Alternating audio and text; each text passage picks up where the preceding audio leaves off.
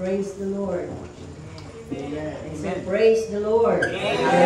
Sabi po ng salita ng Diyos, let everything that has breath, praise the Lord. Praise the Lord. Hindi lang may hininga. Ang sabi ng Psalms, lahat daw ng may hininga ay magsabi ng praise the Lord. Praise the Lord. Hininga kayo lahat. Praise the Lord. Palakpakan po natin ang Panginoon. Sabi po ng ating inang kanina, God has risen. So, today, ang buong mundo ay nagsiselebrate ng Resurrection Sunday. Yan. Sineselebrate ito ng buong mundo. Pati nga mga Muslim ay alam nila na Easter Sunday. But tayo po ay hindi lang basta-basta nagsiselebrate. But we commemorate, ay naalala natin na sa araw na ito, although hindi siya, I'm sorry po kasi this week po ay meron po akong trangkaso at please bear with me lang po sa aking boses. Sa tayo po na mga mananampalataya ay hindi lamang natin sineselebrate kundi inaalala natin na ang ating Panginoong Jesus ay muling nabuhay. Amen. Amen. Kaya po ang pamagat po ng mensahe ng Diyos sa umagang ito ay He is risen. Yan. Ang pagkabuhay po muli ng ating Panginoong Hesus ay hindi po siya naganap eksakto sa araw na ito. Kasi ang sa ibang pananampalataya, masayang-masaya po sila sa araw na ito kasi nabuhay daw muli ang Panginoon. But the truth is, more than 2,000 years ago ay nag-resurrect na po o nabuhay na po muli ang ating Panginoong Hesus. So hindi po siya eksakto sa araw na ito. But we just commemorate, alalahanin natin na minsan isang linggo, 3 araw pagkatapos siyang namatay ay muli siyang nabuhay. Amen? Amen. At ito po ay matatagpuan natin. At alam niyo po ba na ang story of resurrection ay matatagpuan siya sa 4 na gospel. Matatagpuan siya, mababasa natin ito sa Matthew, Mark, Luke, and John. So, ang sabi po kasi ng anong ibig sabihin ito? Kasi minsan po, sa isang kwento, sa isang Bible, hindi po natin siya ito matatagpuan sa ibang book. But the story of resurrection ay makikita po siya sa 4 na gospel. Bakit kaya? Alam niyo po ba ang sabi ng salita ng Diyos? Sa Matthew 18:16, kapag daw ang isang testimony ay confirm ng 2 or 3, yun daw po ay valid. Sa Deuteronomy po, sinabi po doon that will stand on the testimony of 2 or 3 witnesses. Ang sinasabi po paulit-ulit ng Bible, kahit sa 2 Corinthians chapter 13 verse 1, that it must be verified by 2 or 3 witnesses.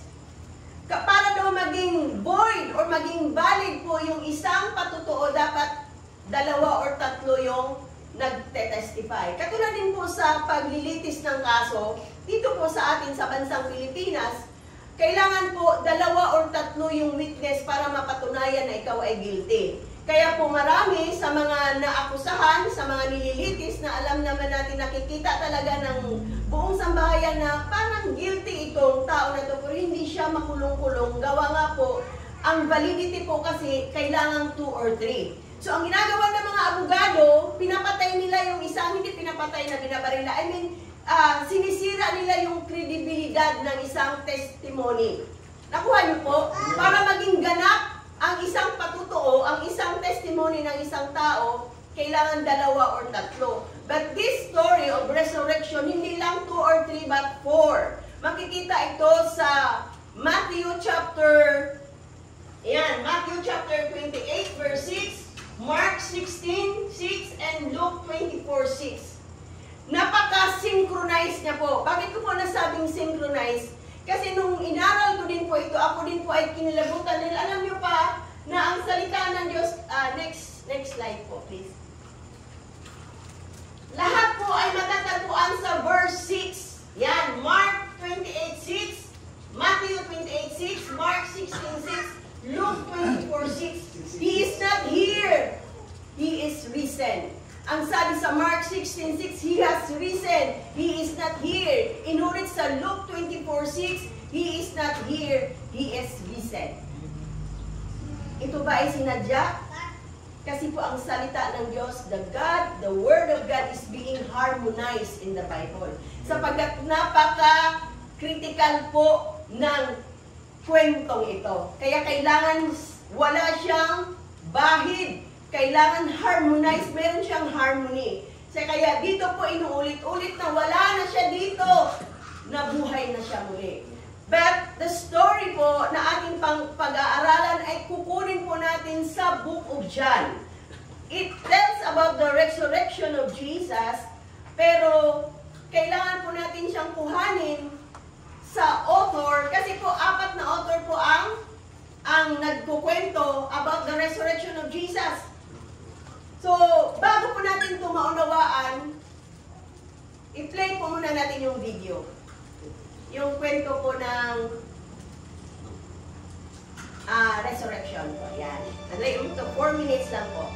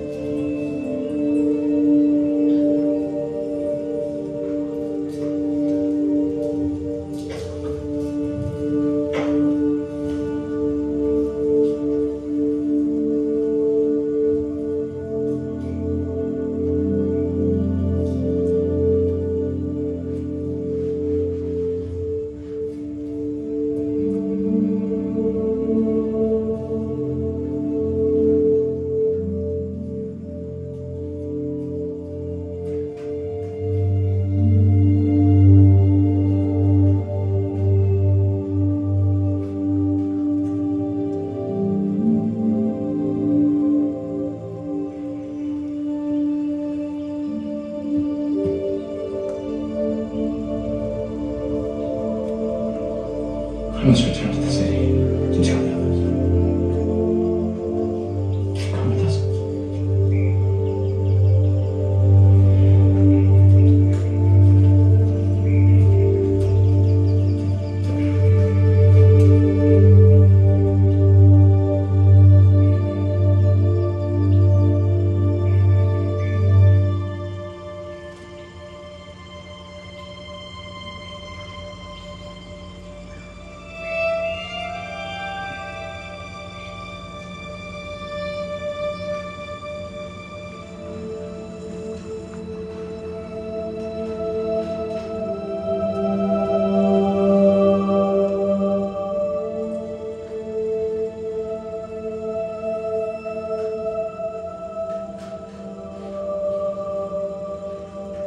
Woman, why weepest thou? Whom seekest thou? Sir, if thou have borne him hence, tell me where thou hast laid him, and I will take him away.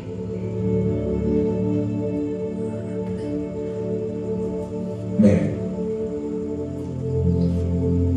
Rabboni, touch me not, for I am not yet ascended to my Father. But go to my brethren, and say unto them, I ascend unto my Father, and your Father, and to my God, and your God.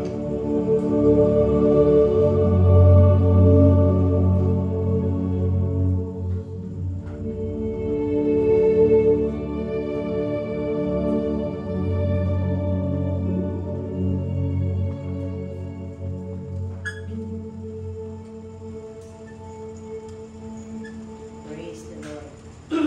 Praise. Yon. So, yun po yung kwento ng according to John. So, para po maintindihan bakit. Okay, so, ang isa pong kwento, kapag galing po ito sa malapit mong kaibigan, mas kapanipaniwala, di po ba? Okay. So, kilalanin po muna natin sino pa si Matthew, Mark, Luke, and John. Itong apat na nagkwento about sa resurrection ni Jesus. First po si Matthew, siya po yung tinatawag na Levi, siya po yung tax collector. Naalala niyo po, sa mga pag-aaral natin, no, merong isang tax collector na isa siya sa naging apostles ni Jesus. Siya isang Roman tax collector. Okay. Si Mark po, the book of Mark, siya po yung son of Mary of Jerusalem. Siya po yung nirefer doon na si John Mark, associated po siya ni Paul and Barnabas. Ito po si Mark. Si Luke naman, siya yung beloved physician, okay? Siya yung kasama ni Paul habang nag-mission sila. Okay. So itong tatlo, si Matthew, Mark, Luke, kilala nila si Jesus na kikita nila kung ano ang ginagawa ni Jesus. But si John po, si John ito yung the beloved disciple, son of Zebedee.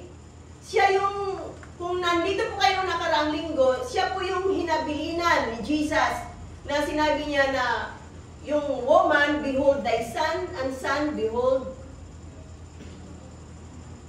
thy mother. Tama po ba? Sino po nag-ano noon?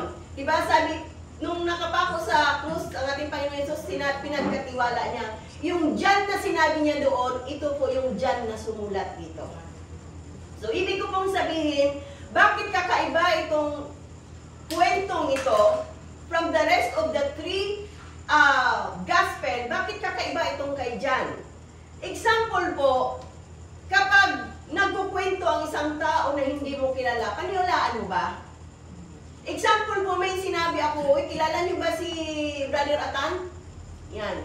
Siyempre kung hindi niyo siya gaano kilala, iba ang yung description sa kanya. But yung tao na palagi niyang kasama, example, yung kanyang asawa o yung ang kanyang kapatid, yun yung masigit na nakakilala sa kanya.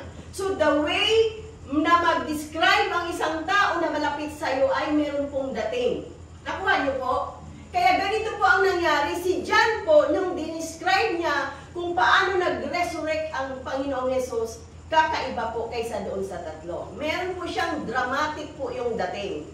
At kung makikita niyo po, babasahin po natin, next slide po, babasahin po natin ang John chapter 20, verse 1 to 8. Ayan.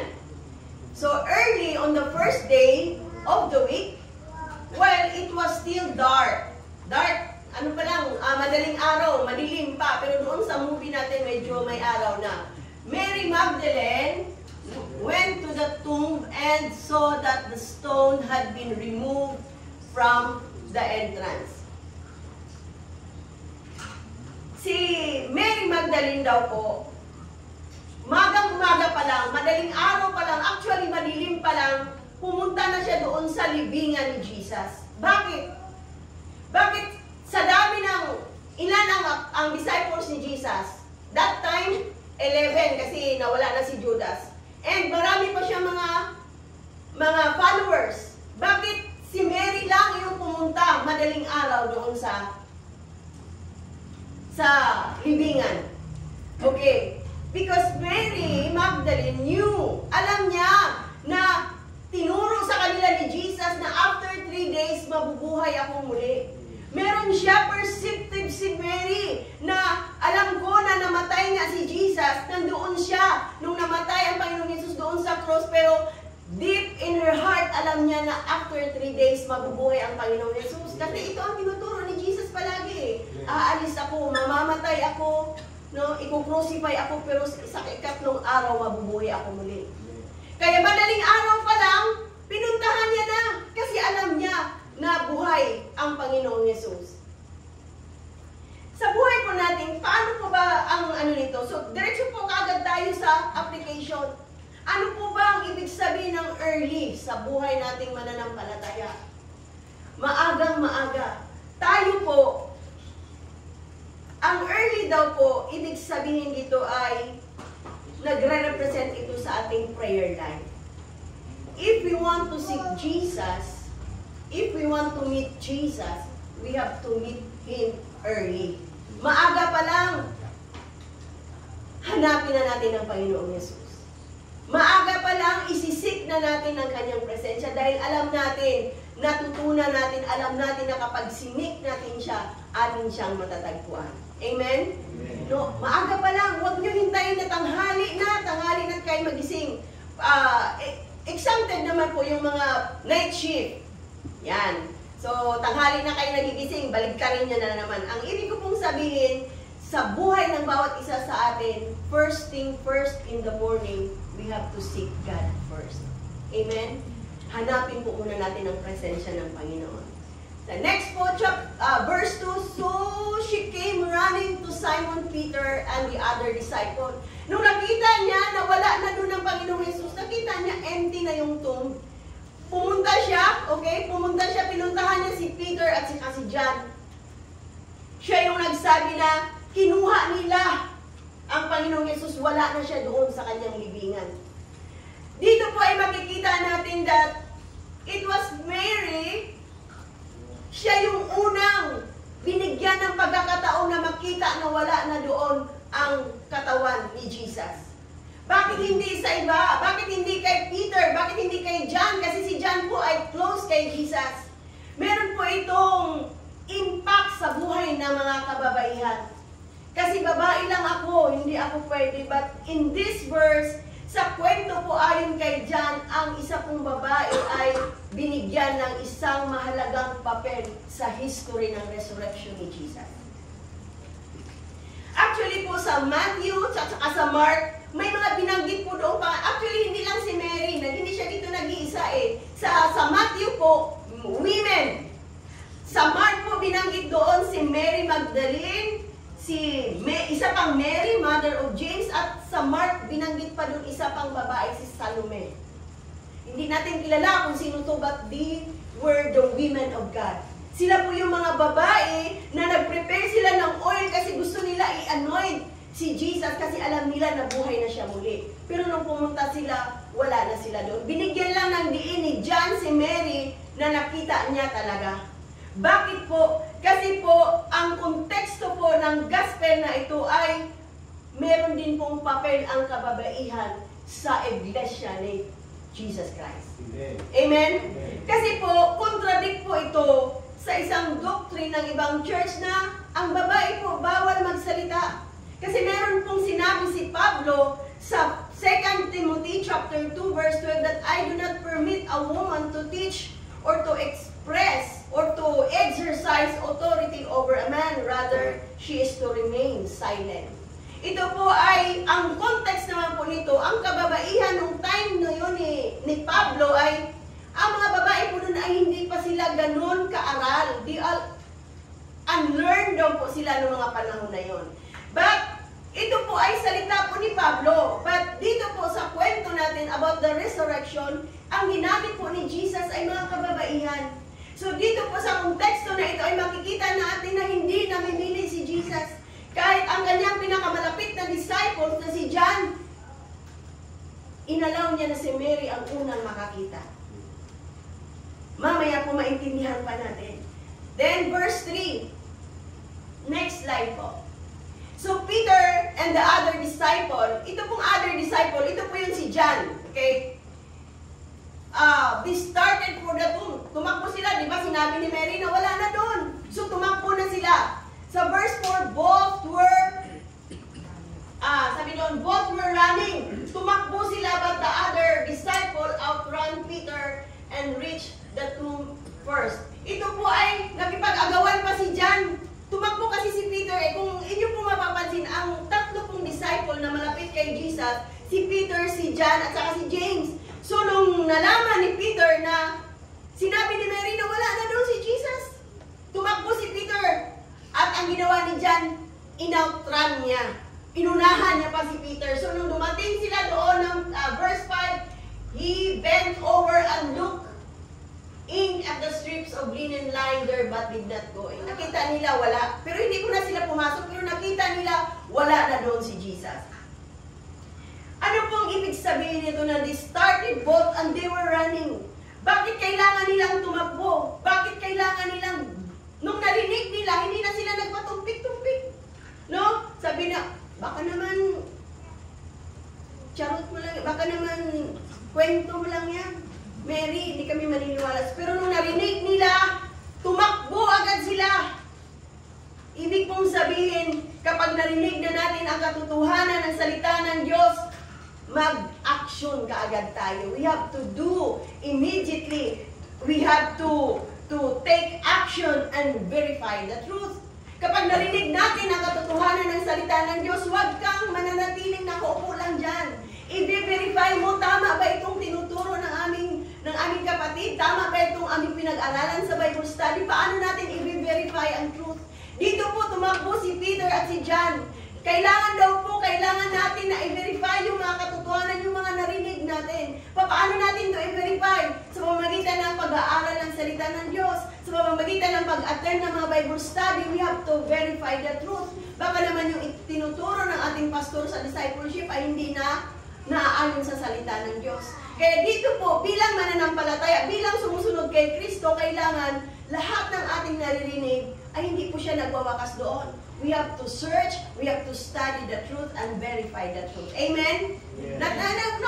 Nasundan niyo po ako? Yeah. Kasi baka naman kasi nagsisinungaling lang. Baka naman kasi dahil gusto lang talaga ni Mary na mapatunayan na si Jesus ay nabuhay muli, no?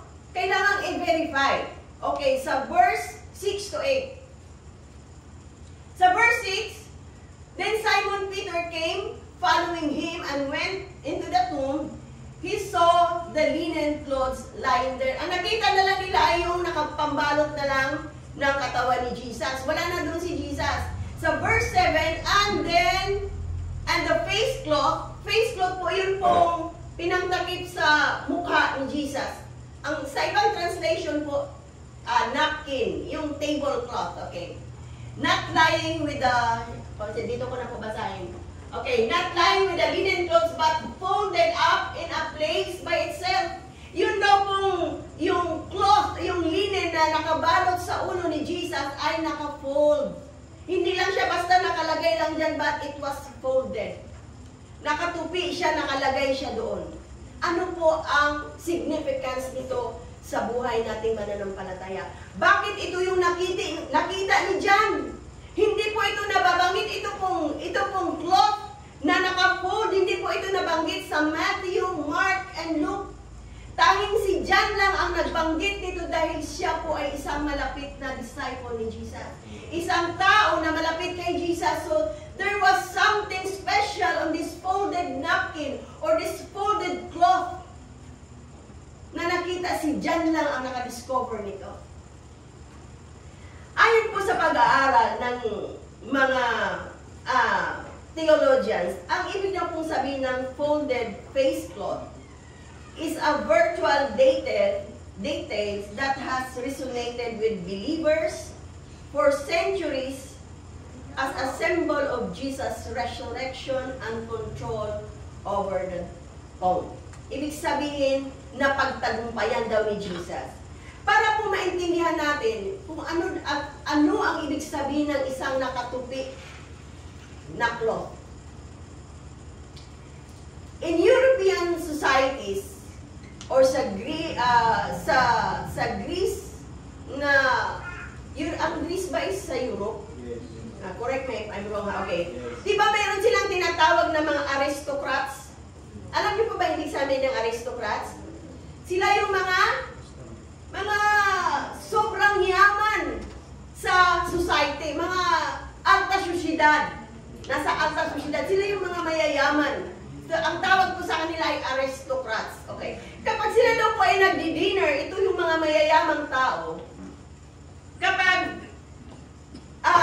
kunyari, nag-dinner sila at aalis sila pansamantala dahil kunyari, meron silang i-attend na ibang bagay, ipo-fold daw nila yung cloth, okay?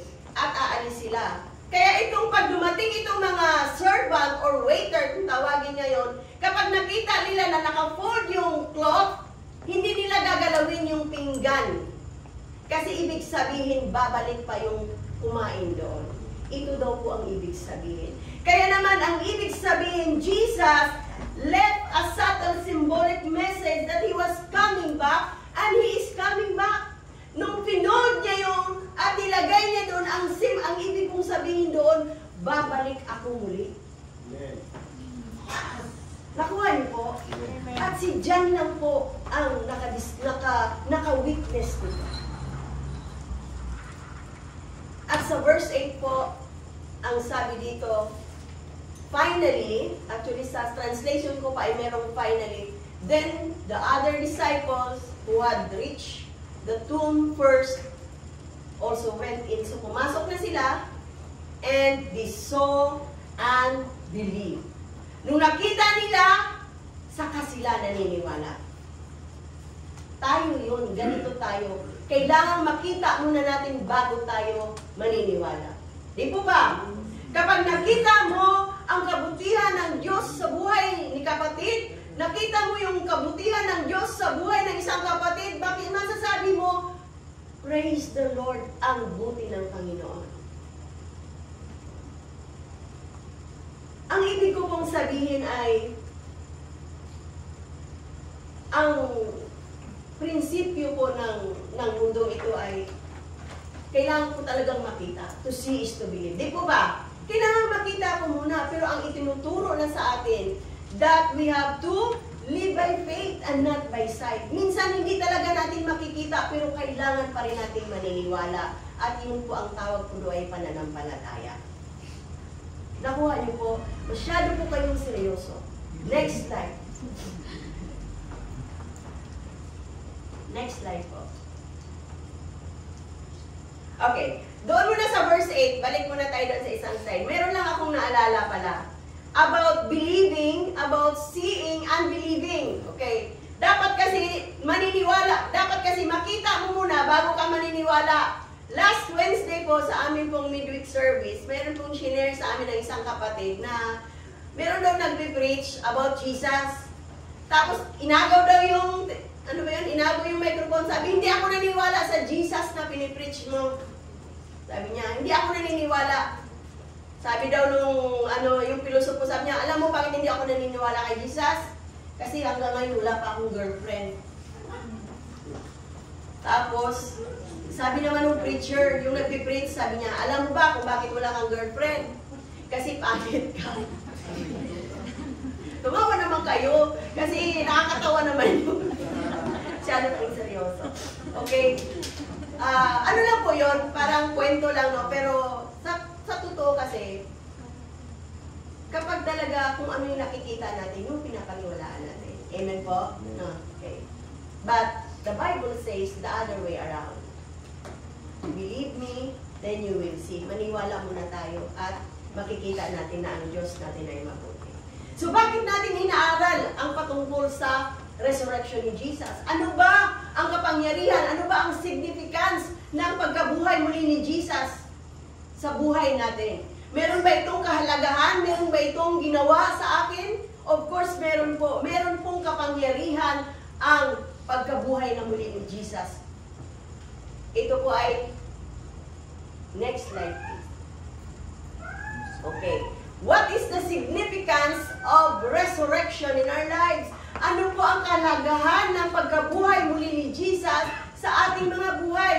Nabuhay siya muli, meron po itong gagawin sa buhay natin. At ito po ay binigyan ko ng acronym, dahil mahilig pa akong gumawa ng acronym, doon po sa ating title that He has risen. So, R is for redeem. I is for identified with Christ. S is for sanctified. E is for eternal life. And N is for new creation. Isa-isahin po natin to. Ano ba ang ginagawa ng pag-resurrect ni Jesus sa buhay ko? Ano ba ang kapangyarihan na nangyari sa buhay ko nung nabuhay muli si Jesus? Number 1, redeem. Ang sabi po sa Ephesians chapter 1:7, in Him we have redemption through His blood, the forgiveness of our trespasses or sins according to the riches of His grace. Tayo na po lahat, dahil nabuhay muli si Jesus, lahat ng kasalanan natin ay niredeem. po in the Greek is exagorazo, means to buy back. Binili na. Sino ba yung nung nakaraan, no? Na nung sumigaw si Jesus ng tetelestai, ibig sabihin, binayaran ko na lahat ng kasalanan mo. Kaya ito yung isang kapangyarihan ng pagkabuhay muli ni Jesus. Sa isa pang meaning is apolutrosis, means act of deliverance. Merong deliverance na nangyayari. Kapag kasi hindi mo naranasan ang habag at biyaya ng Diyos, hindi mo masasabing redeem ka. Minsan, kaya tayo dumadaan doon sa madilim na parte ng buhay natin. Alam niyo pa kung bakit? Inaalaw ng Lord na pumalpak ka. Inaalaw ng Lord na dumanas ka ng ganung pagsubok kasi gusto ng Lord maranasan mo yung biyaya niya. Kasi nung marami akong naririnig na mga patutuo ng ating mga kapatid na dati ganito ako, pero dahil sa biyaya ng Diyos, binago ako ng Panginoon. Kasi kung hindi natin maranasan ang grasya ng Lord, hindi natin naranasan ang biyaya ng Diyos, sabihin mo, mabait ako, kaya save ako. Pero dahil naranasan natin yung biyaya ng Diyos, masasabi na, Lord, apart from you, apart from your grace, Lord, wala ako, Panginoon. Ito yung ibig sabihin ng binili ako. Sa ibang translation niya, ransom eh. Alam niyo po yung nakidnap, tapos ransom, kailangan may ransom money. Ganun po ang ginawa ni Jesus. Binayaran niya lahat ng ating mga kasalanan. Next, our identity with Christ. Dapat identified tayo with Christ. Dapat tayo ay merong ID. Alam niyo po yung ID card? Yan, di ba sa school may mga ID kayo? Sa mga senior citizen, may mga senior citizen card kayo. Sa mga professional, meron po kayong PRC card. Ano pang card meron kayo? Senior. Credit card, okay. Hindi, identification card eh. Yung nag-a-identify ba kung sino ka? Okay? As a believers, we should be identified as Christ. Dapat meron daw tayong ID na ang nakalagay ay Jesus Christ. Yan. Kasi po, dapat hindi ka man nagsasalita, nakikita na sa'yo, ay, itong tao na to, Christian ito. Kasi nakikita ko sa kanya, napakamahinangon niya, no? Nakikita ko sa kanya na parang ang gaan, ang dali niyang kausap. Nakikita sa kanya na parang hindi siya nagtatanim ng galit, parang nung nakaraan, mainit ulo niya, ngayon okay na siya. Parang ganun ba? No? Ito siya ay parang puno-puno siya ng pag-ibig, ng habag, no? Napakamaunawain niya. Dapat identified ka ni Kristo. Nakuha niyo po? Amen. Kasi po, kailangan yung light, yung ilaw ni Jesus nakikita sa atin.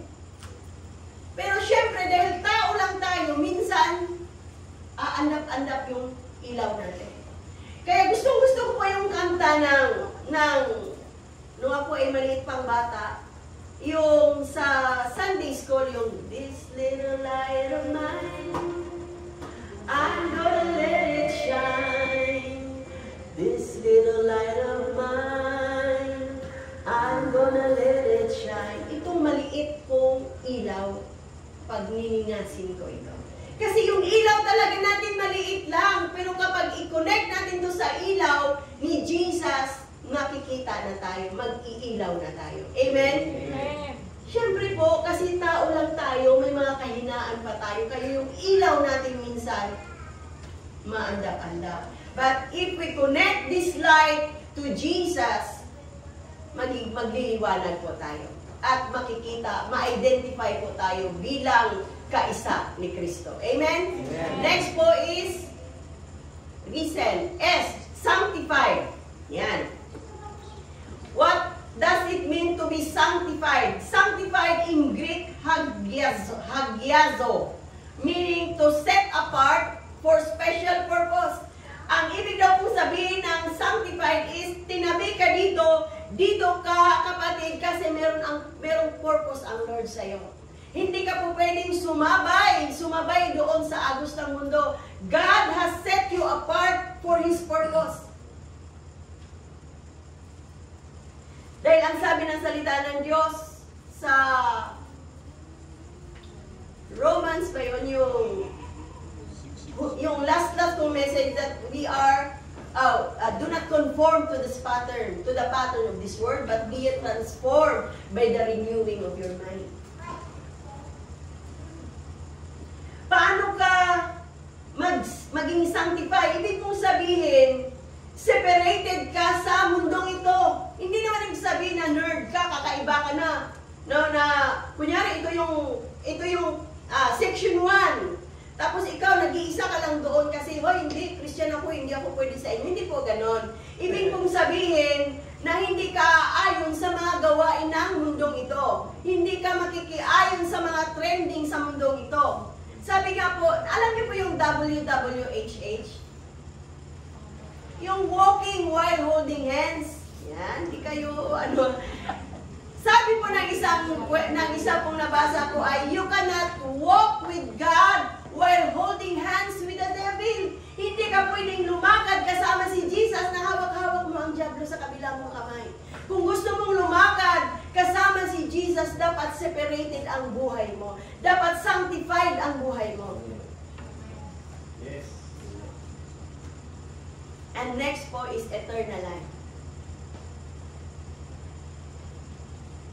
Sa Romans 6:23, but the gift of God is eternal life in Christ Jesus. Palagi ito nating naririnig, John 3:16, but ito po yung eternal life. Ano po ba ang ibig sabihin nito sa akin? Simple lang po, eternal life is our final destination. Kapag tapos na tayo sa mundong ito, ang pupuntahan natin ay eternal life. Ngayon, kung wala ka pang ganitong klaseng destination, search your hearts, mga kapatid. Baka wala ka pang Kristo sa buhay mo. And the last, and sa 2 Corinthians chapter 5 verse 17, if anyone is in Christ, he is a new creation. New creation, ibig sabihin bagong buhay, bagong nilalang ka na. Therefore, sabi sa 2 Corinthians 5:17, if any man be in Christ, kapag nakipag-isa ka na kay Kristo, dapat bagong nilalang ka na. You cannot stay the same. Hindi po pwedeng katulad ka lang dati eh. Kapag nakilala mo na si Jesus, kapag meron ka ng Jesus sa buhay mo, hindi po pwedeng katulad ka pa rin dati. You cannot stay the same. That Jesus doesn't improve the old you. Hindi babaguhin ni Diyos yung luma mong ikaw. But rather, God would resurrected you into a new creation. Babaguhin ka ng Diyos. Hindi ikaw yung dating ikaw. Hindi lang yan basta, tanggalin ko lang itong konti, tanggalin kong konti, hindi ganon. But God would create a new creation within you. Kasi po, ang proseso po ng pagiging new creation is first conviction. Una-una nagkaroon ka ng conviction. Naku, mali pala ito. Okay. Next po is surrender. Kailangan isuko muna natin ito sa Panginoon. Next is renewal. Lord, hindi ko na ito ulitin. Nagre-renew na ako, Lord, hindi ko na ito ulitin. And the next, ito yung present tense, ongoing restoration. Kaya makita po natin sa mga nampalataya, minsan, ayoko doon, kasi natitisod ako doon eh. Kasi di ba Christian siya, tapos ba't may ganun pa siyang ugali? Kasi kapatid, ang kapatid mong yan ay ongoing pa yung transformation sa kanya. At lagi natin pinag-aaralan that we don't fix your eyes. Huwag mong tingnan yung kahinaan ng iyong kapatid. Huwag mong tingnan ang kahinaan ng katabi mo, but fix your eyes unto Jesus. Ang sabi sa Hebrews 12:2, fix your eyes unto Jesus, the author and perfecter of our faith. Hindi po pwedeng ipe-perfect ni Brad Alfred ang kanyang pananampalataya dahil nakatingin siya kay pastor. But titingnan niya ang Panginoong Yesus dahil ang Panginoong Yesus lang ang mag-perfect ng iyong pananampalataya. Kaya kung makikita mo na may kahinaan si kapatid, intindihin mo, unawain mo na siguro ongoing pa yung transformation ng Lord sa buhay niya. Nakuha niyo po? Magiging, ano po tayo? Ano bang tawag doon? Magiging yung favor ba, kung hindi tayo masyadong strict na, di ba, bunagin kayo, bakit kayo ganyan-ganyan? O, di ba? Alisin na po natin yung mga ganong kaisipan. Isipin natin na ang bawat isa sa atin ay dumadaan doon sa proseso, no? God would convict us, then God would renew us, then there will be an ongoing transformation. Hindi po ba pwedeng kung hanggang conviction ka lang, alam ko, mali ito eh. Pero hanggang doon ka lang, dapat merong nangyayari sa buhay mo. So today po, napaka-iksi lang po ng mensahe. Sana yung 5, recent, redeemed, I, identified with Christ, S, sanctified, E, eternal life, and new creation. Ito pong 5 na ito dapat magmamanifest ito sa buhay natin sapagkat kapangyarihan ito ng resurrection. Kung hindi nabuhay muli ang Panginoong Yesus, wala itong 5 na ito. So today, as we celebrate the resurrection of Jesus, we must live a resurrected life. Mamuhay din po tayo na katulad ng pag-resurrect ni Jesus. Because kung hindi tayo mamumuhay a resurrected life, hindi talaga natin natagpuan si Jesus sa buhay natin. Conclusion po, sa last slide, ayan po. Ito po, gusto kong gawin natin take away sa bawat isa na sa pag-uwi natin ay babaunin natin. Lagay niyo po ito sa bulsa niyo. Lagay niyo ito sa mga cellphone niyo. Ang sabi po dito, if the Jesus you met hasn't changed your life, you haven't met Jesus, you met religion. Kung hindi nabago ang buhay mo, hindi si Jesus ang nakilala mo. Religion lang ang meron ka. So, kailangan po merong transformation, merong pagbabago. Dahil si Jesus yung nakilala mo. The religion cannot change you. Maaring ibahin niya lang ang pananaw mo. But when you met Jesus, pagtanggapin mo si Jesus sa buhay mo, merong pagbabago na mangyayari sa buhay ng bawat isa sa atin. Transformation will come.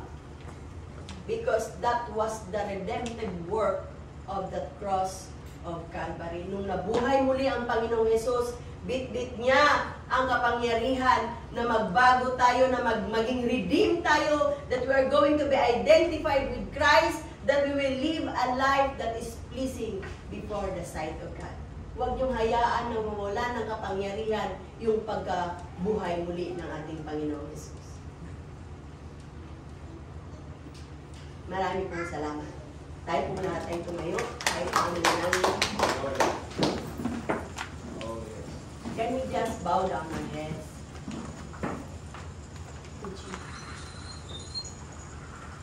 Atin pong alalahanin. Can we just bow down our heads? At alalahanin natin yung ginawa ng Panginoong Hesus doon po sa cross ng Kalbaryo. Tapos after 3 days, nabuhay siya. Kasi meron siyang layunin sa buhay mo, kapatid. Hindi lang siya basta-basta nabuhay, kundi dala-dala niya ang redemption, dala-dala niya yung salvation na kailangan ng bawat isa sa atin. Dala-dala niya ang eternal life, yung pangako na buhay na walang hanggan. Kaya sa mga oras na ito, pasalamatan natin ang Panginoon. In your hearts, talk to Jesus. Just say, thank you, Lord, for dying in my place. Namatay kayo, Panginoon, para sa akin. Dapat ako yung namatay. Ako yung makasalanan, but you have paid the death, all my sickness, all my disease, my iniquities, lahat ng aking karumihan, binayaran niyo, Panginoon Yesus. And work ka, Lord, na pasalamatan, Panginoon. Dahil binayaran niyo lahat ng aming mga kasalanan. Hindi lamang kasalanan, kundi dinala niyo doon sa krus ng Kalbaryo lahat ng aming mga karamdaman, lahat ng aming mga sakit, Panginoon. Maraming pong salamat, O Diyos. Katulad ng aming ginamit kanina, Panginoon, that you are risen, O God. You are the risen King, O Lord. Kayo ay nagre-reign, Panginoon, bilang hari, Panginoon, sa aming mga buhay. Kaya sa umagang ito, Panginoon, hayaan niyo, O Diyos, sa aming pag-alis, Panginoon, sa lugar na ito, ay aming i-declare sa aming mga puso na nabuhay kayo muli at maghahari kayo sa buhay. Salamat po, Panginoon. Thank you for what you have done on the cross of Calvary. Thank you, God, for the eternal life. And thank you for the ongoing transformation that you are going to do in our lives, O God. Maraming salamat. Dakila ka, O Diyos. Dakila ka, O Diyos. Salamat po, ito po ang aming pagsamo at dalangin. In Jesus' mighty name, lahat ay magsabi ng Amen. Amen. Hallelujah. Purihin po ang Panginoon. Praise. The power of the resurrection of our Lord Jesus. Kailangan makita po natin ang kapangyarihan na sa ginawa ng pagkabuhay ng ating Panginoon. The power is within us. Okay, nakikita po natin yan. Dapat maranasan po natin. Yung pagkabuhay ni Jesus ay tayo po ang magtatamo ng lahat ng benefits po noon. Kung atin pong babasahin sa Ephesians chapter 2 verse 1. Dadagdagan ko po yung mga verse kasi dapat makita po natin ito. Kasi maraming Christians po na hindi po alam ito. Na yung significance, yung pong nangyari sa pagkabuhay ni Jesus ay tayo po ang makikinabang ho nito. Okay? Ephesians chapter 2 verse 1 to 6. Okay? Ephesians chapter 2. As for you, you were dead in your transgression and sins. Okay, verse 2. In which you used to live when you followed the ways of this world and of the ruler of the kingdom of the air, the spirit who is now at work in those who are disobedient. Verse 3.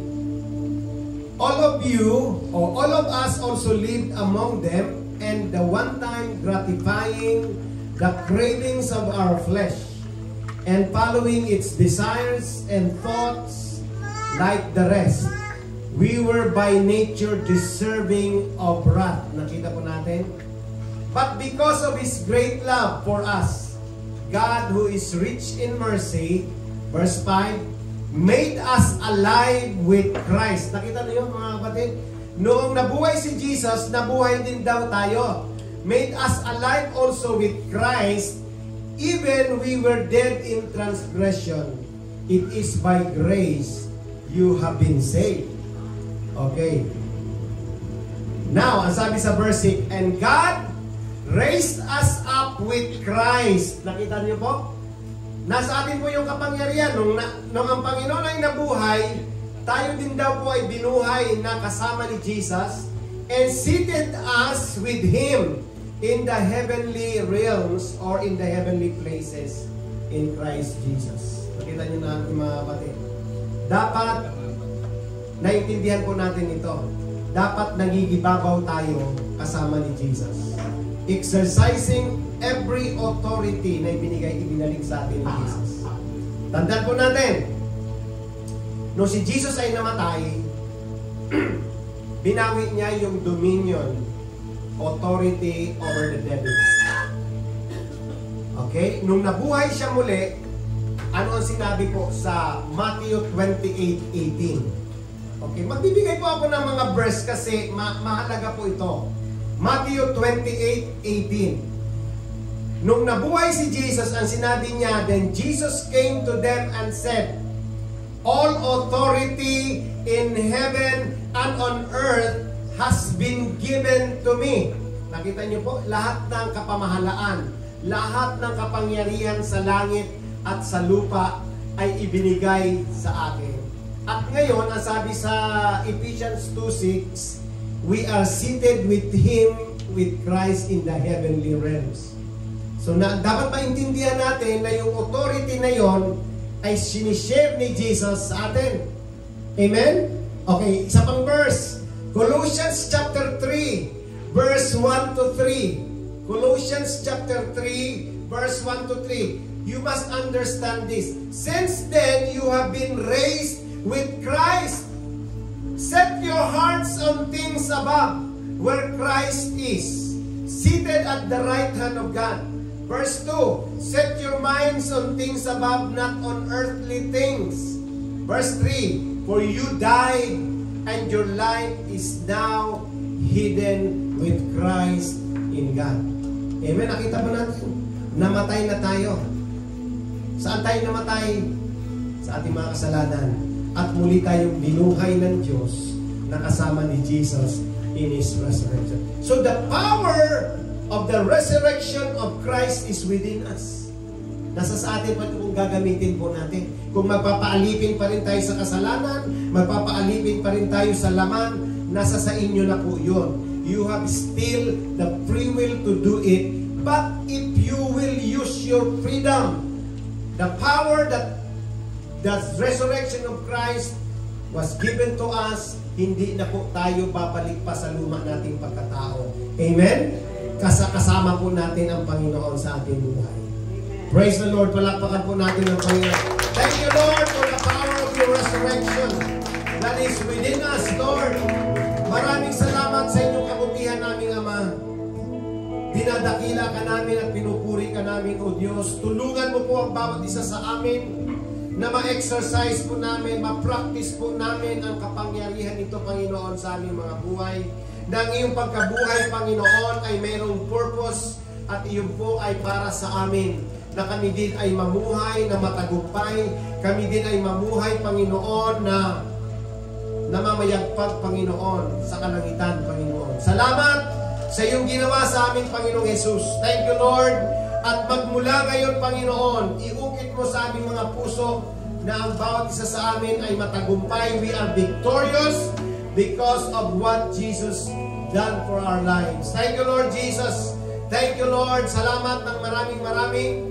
Hayaan mo, Panginoon, na manatili kami, Panginoon, sa iyong presensya. Manatili kaming naglilingkod, Panginoon. Manatili kami, Panginoon, Diyos, na matagumpay sa lahat, Panginoon, ng mga gawa ng kaaway, sa gawa ng laman, at sa lahat ng impluensya ng mundong ito, Panginoon. Maraming salamat. We give you all the praises and the glory and the honor and thanksgiving, Father God.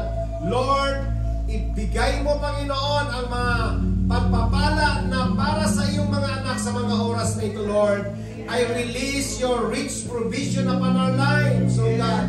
Financial provision, Panginoon. Healing provision sa mga may sakit naming katawan sa pangalan ng Panginoong Jesus, Lord. Thank you. At sa lahat ng mga opportunities and privileges, Panginoon, sa buhay ng mga kapatid dito, Panginoon, ay ipagkakaloob mo, Panginoon, sa kanila. Right now, Lord, I release that blessing, O God, in Jesus' name, sa buhay ng iyong mga anak. Ang lahat ay magsabi ng Amen.